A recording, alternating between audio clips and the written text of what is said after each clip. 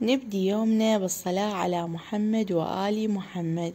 شلونكم بنات؟ يا رب تكونون بخير وبصحة وبسلامة وبأفضل حال. رجعت لكم بفيديو جديد وإن شاء الله يكون خفيف الظل عليكم ويعجبكم هذا الفيديو. وأكيد أول ما نبدي يومنا طبعا هذا التلفزيون حاجزته 6 زوزة، فلازم حاليا انه نلبي كل رغباتها وجار البحث عن ماشا. وهسه انجزت اهم مهمة لازم اسويها السزوزة، وهسه راح اتوجه اكمل شغلي. واول شي بديت بيه بالشغل طبعا اول شي بلشت بيه انه هو اغسل ملابس. تعرفون بنات صيف يعني كهرباء ماكو، فبلشت بالملابس أول شي. وهنا بنات دخلت للغرفة قلت بين ما تنغسل الملابس خلي أكمل غرفتي، فصار لي فترة منظفة الدوشمة هاي اللي تصير ورا الشرباية، فخليت لها شوية زاهي ومعطر، وبلشت انه امسح الدوشمة تمام، وامسح الديكور اللي فوق الشرباية. وهنا أنا دخلت للمطبخ. أكيد أكثر غرفة وأكثر شي يتكركب بالبيت اللي هو المطبخ. وهنا بنات خليت طبعا زاهي وقاصر، وبديت أنظف بالمرمر. طبعا القاصر يطيف يديكي بياض مو طبيعي ويخليكي يعني شكله كلش حلو. طبعا هاي هنا الحرق اللي سواه منتظر همينه بقى الأثر مالته وما راح. فهسه عوفونا من تفاصيل التنظيف وخلونا نسالف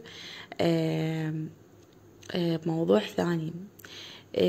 أول شي أعتذر منكم، يعني أني ما جاي أنزل هواية، ما أعرف مالي واهس إنه أنزل صراحة، أصور بس ما أنزل.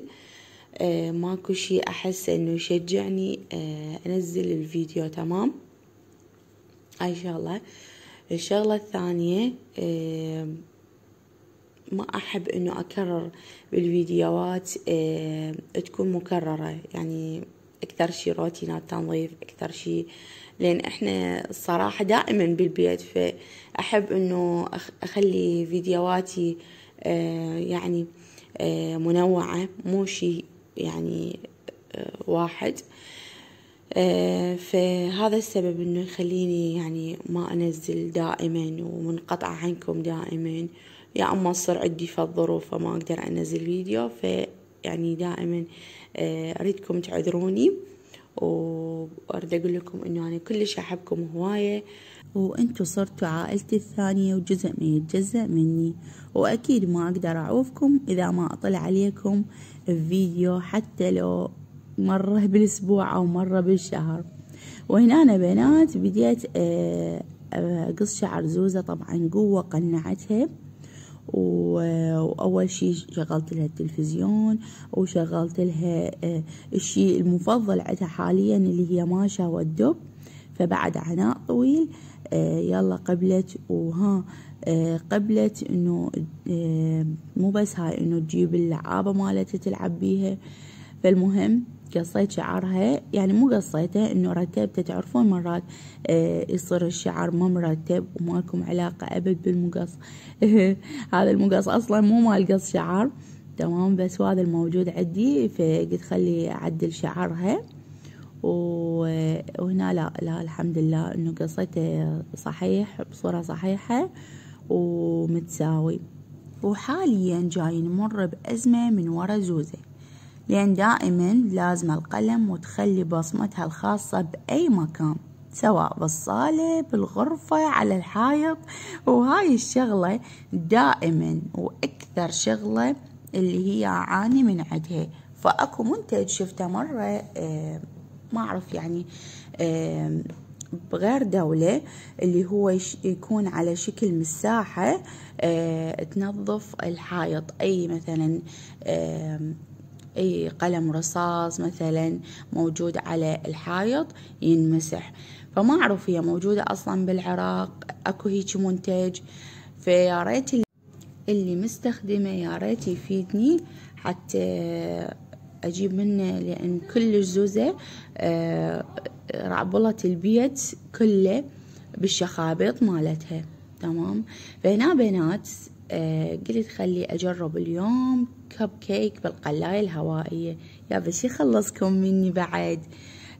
جبت قلاية هوائية فقلت لازم أستغلها، وهالمرة راح أسوي الكب كيك بالقلاصات الورقية. هاي بنات اللي تكون مخصصة للكوفي. فهنا أنا قلت خلي أجرب تكون ناجحة الطريقة أو لا. فمقادير الكيكة راح أخلي لكم إياها بصندوق الوصف. هنا بنات خليت خليط الكيك بالأكواب وخليتهم بالقلاية، وراح نشوف النتيجة. وهنا بنات من بعد 15 دقيقة طلعنا الكب كيك وصار بهالشكل. طبعا قدامكم تشوفون شقد قوامها اسفنجي وارتفاعها حلو. طبعا ما لكم علاقة بالشكل. فالمهم انه طعمها كلش طيب صراحة، وما طولت تقريبا 15 دقيقة او 13 دقيقة صارت بهالشكل. طبعا بنات حمصت من الاعلى. تمام. وهذا صوص الكاكاو الرهيب اللي سويته راح اخلي لكم اياه مقاديره بصندوق الوصف. اذا تحبون تجربونه بنات انصحكم تجربونه كلش طيب. طبعا هنا أنا سويته، واذا اخليه بالثلاجة راح شوية يثقل قوامه. فهنا أنا جبت هذا الكوب وخليت بيه الكب كيك، وقلت اخلي عليه كاكاو، وصار الطعم كلش طيب. وسهمكم العافية حبايبي. أتمنى عجبكم فيديو اليوم، وأتمنى ما شفتوا هاي ولاحظتوا هاي المصيبة هاي. شوفوني هاي دائما أسوي الكوارث هاي من أصور بتكئيد. فكان هذا الشكل النهائي للكب كيك. إن شاء الله عجبكم الفيديو وما مليتوا منه. أحبكم كلش هواي. انتظروني بفيديو جديد.